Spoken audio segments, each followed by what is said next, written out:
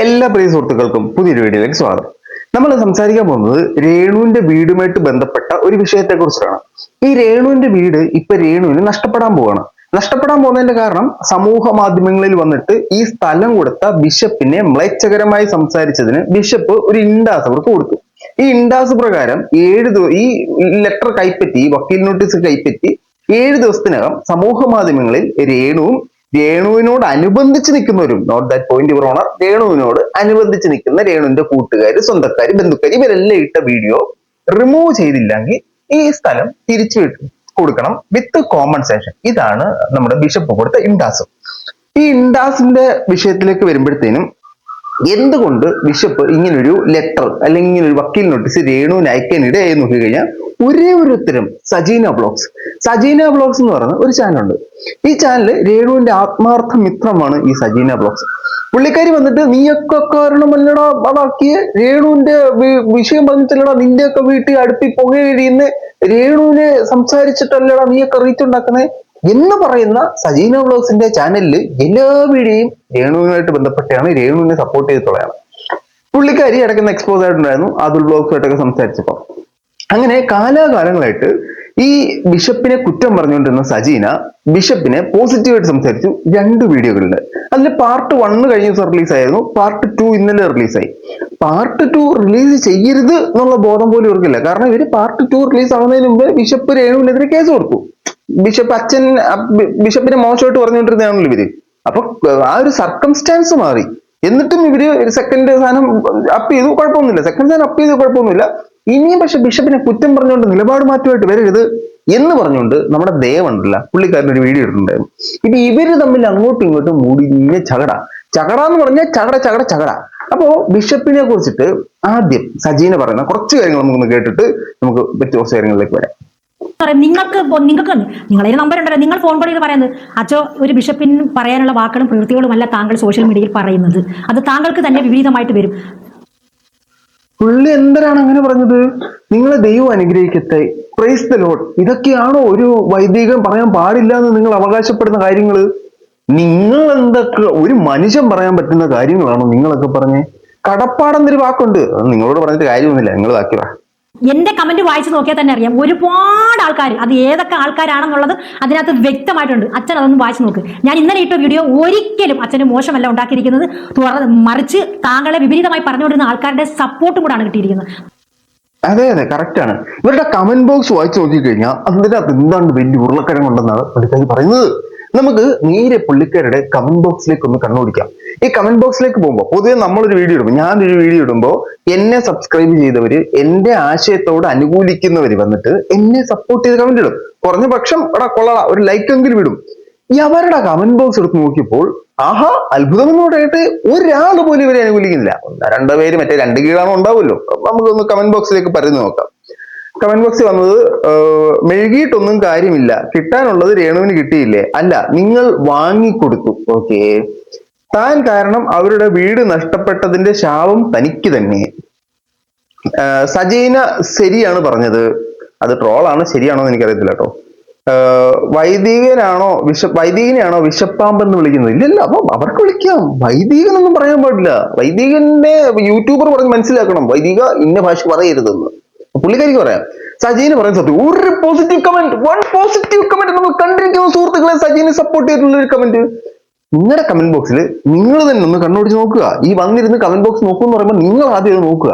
നിങ്ങൾ അത് ആദ്യം നോക്കുമ്പോൾ നിങ്ങൾക്ക് മനസ്സിലാവും ഗാലറി നിങ്ങൾക്കെതിരാണ്. നിങ്ങൾ ഇടുന്ന വീഡിയോയ്ക്ക് തന്നെ നിങ്ങൾക്കെതിരെയാണ് ആൾക്കാർ സംസാരിച്ചുകൊണ്ടിരിക്കുന്നത്. അപ്പൊ അതിൽ നിന്ന് തന്നെ നിങ്ങൾക്ക് കാര്യം മനസ്സിലായി കേട്ടോ. നമുക്ക് ബാക്കിയേക്കാം.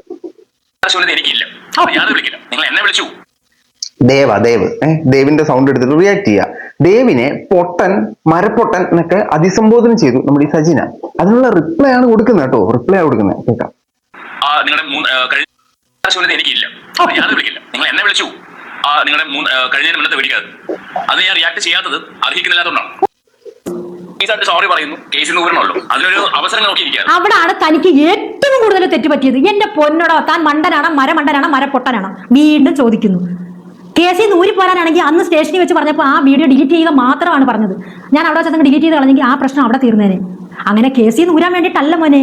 ഇങ്ങനെ തൂക്കിക്കൊല്ലാൻ വിധിക്കത്തക്ക രീതിയിലുള്ള ഒരു തെറ്റും സജീന ചേച്ചി ചെയ്തിട്ടില്ല. ഞാൻ വീഡിയോ ചെയ്തിട്ടുണ്ടെങ്കിൽ അതിനകത്ത് തന്നെ തക്കതായ തെളിവുകളും കിടപ്പുണ്ട്. എന്തിനാ ഞാൻ തെളിവോ? വീഡിയോക്കകത്തോ?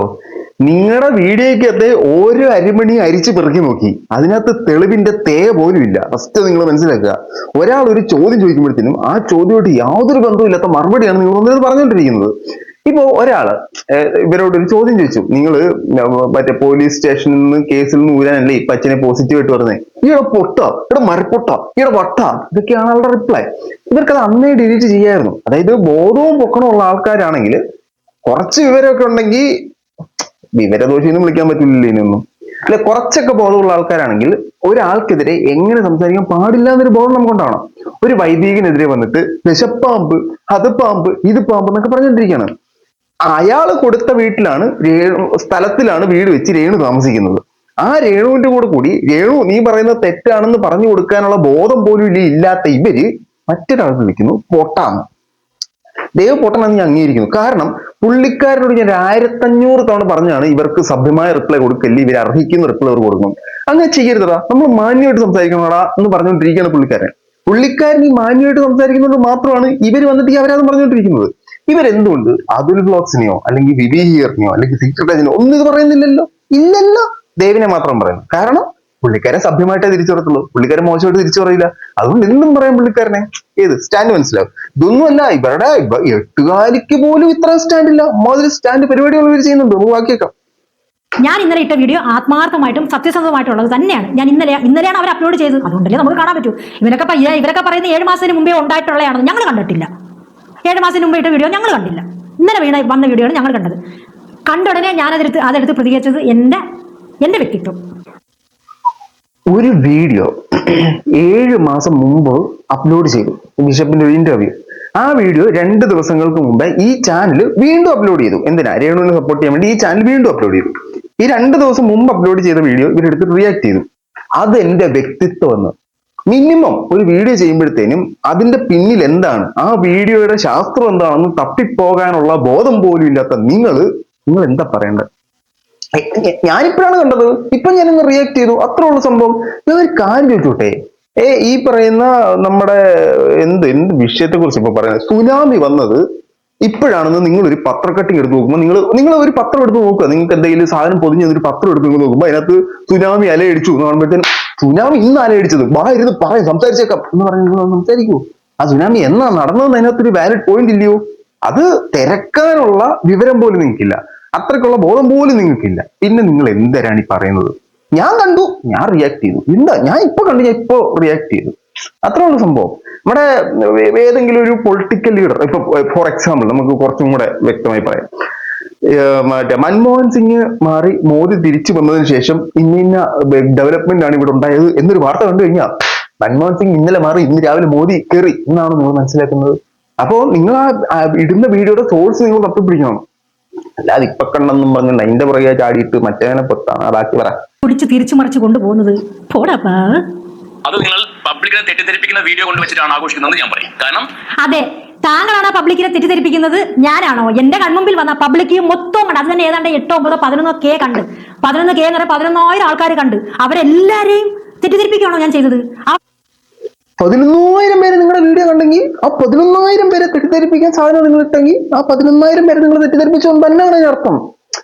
ഇത് ആ വീഡിയോ കുറിച്ച് തന്നെയാണ് പറയുന്നത്. ബിഷപ്പിന്റെ വീഡിയോ 7 മാസം മുമ്പത്തെ വീഡിയോ 2 ദിവസങ്ങൾക്കിപ്പുറം, അതായത് 30 മിനിറ്റ് ഉള്ള ഒരു വീഡിയോയുടെ 6 മിനിറ്റ് മാത്രമായിട്ട് ഈ രേണുവിന്റെ ട്രസ്റ്റ് ചാനൽ പുറത്തുവിട്ടു. ആ വീഡിയോ കണ്ടാണ് പുള്ളിക്കാർ റിയാക്ട് ചെയ്തത്. അത് തെറ്റിദ്ധരിപ്പിക്കലല്ല. അയ്യോ, അത് പഴയ വാർത്ത, തെറ്റിദ്ധരിപ്പിക്കലല്ലോ. അച്ഛൻ രേണുവിനെ പോസിറ്റീവ് പറഞ്ഞു, ഇത് തെറ്റിദ്ധരിപ്പിക്കലല്ലേ? ബാക്കി പറയുന്നത് എനിക്ക് കേൾക്കണ്ടേ? തെറ്റിദ്ധരിപ്പിക്കുകയാണോ ഞാൻ ചെയ്തത്? ആ വീഡിയോ എന്താ ഇമാജിൻ ആയിരുന്നു? ഈ 11,000 ആൾക്കാരും സ്വപ്നം കണ്ടതാണോ ആ വീഡിയോ? ഇമാജിനോ? പബ്ലിക്കിനെ തെറ്റിദ്ധരിപ്പിക്കുന്നത് നിങ്ങളാണ്. പബ്ലിക്കിനെ തെറ്റിദ്ധരിപ്പിച്ച് ബിഷപ്പ് എന്ന് പറയുന്ന ആ മനുഷ്യനെ കുരിശിൽ കയറ്റി ക്രൂശിച്ചുകൊണ്ടിരിക്കുന്നത്. ഞാൻ വളരെ വ്യക്തമായിട്ടും പറയും, തന്റെയൊക്കെ ആറ്റിറ്റ്യൂഡ് ഞാനൊരു വീഡിയോ സോറി പറഞ്ഞിട്ടപ്പോഴും ബിഷപ്പിന് അനുകൂലമായിട്ട് ആൾക്കാർ മൊത്തം തിരിഞ്ഞതും താങ്കൾക്കൊന്നും സഹിക്കാൻ പറ്റുന്നില്ല. അതിന്റെ ചൊറിച്ചിലും പെടച്ചിലുമാണ് ഇപ്പൊ ഇട്ട ഈ റിയാക്ഷൻ വീഡിയോ. ഇവരല്ലേ ബിഷപ്പിനെ എതിർത്ത് രേണുവിനെ സപ്പോർട്ട് ചെയ്ത് സംസാരിച്ചുകൊണ്ടിരുന്നേ? ഇപ്പൊ ഇവര് തിരിഞ്ഞ് സംസാരിക്കുന്നത്, ബിഷപ്പിനെ അനുകൂലിച്ച് നീയൊക്കെയാ ബിഷപ്പിനെ എതിർത്തത്, ബിഷപ്പിനെ സപ്പോർട്ട് ചെയ്തവരൊക്കെ നിങ്ങളാണ് ബിഷപ്പിനെ എതിർത്തത്, ഞാനാ ബിഷപ്പിനെ സപ്പോർട്ട് ചെയ്ത്. നിങ്ങളുടെ റിലേ പോയ സത്യത്തി നിങ്ങൾക്ക് എന്തിനാണ് പ്രശ്നം? ബിഷപ്പിനെ അനുകൂലിച്ച് സംസാരിച്ചത് അവരാണ്. നിങ്ങളാണ് ബിഷപ്പിനെ എതിർത്തും രേണുവിനെ സപ്പോർട്ട് ചെയ്തും അപരാധങ്ങൾ പറഞ്ഞുകൊണ്ടിരുന്നത്. അതുപോലെ ദൈവമേ, ഇവർക്കൊക്കെ എങ്ങനെ ഇറക്കിയ? ബാക്കി പറ. അപ്പോ നിങ്ങൾക്ക് ആഘോഷിക്കാം, പക്ഷേ പബ്ലിക്കിനെ തെറ്റിദ്ധരിപ്പിച്ചുകൊണ്ടാവരുത്. ഒന്നുകിൽ നിങ്ങൾക്ക് തെറ്റിദ്ധരിപ്പിച്ചതായിരിക്കാം. താങ്കൾ എന്തുവാണ് ഈ പബ്ലിക്കിനെ തെറ്റിദ്ധരിപ്പിച്ചു എന്ന് പറയുന്നത്? ഞാൻ ഇമാജിൻ ചെയ്ത് AI ഉണ്ടാക്കിയെടുത്ത വീഡിയോ ഇട്ടല്ല ഞാൻ റിയാക്ട് ചെയ്തത്.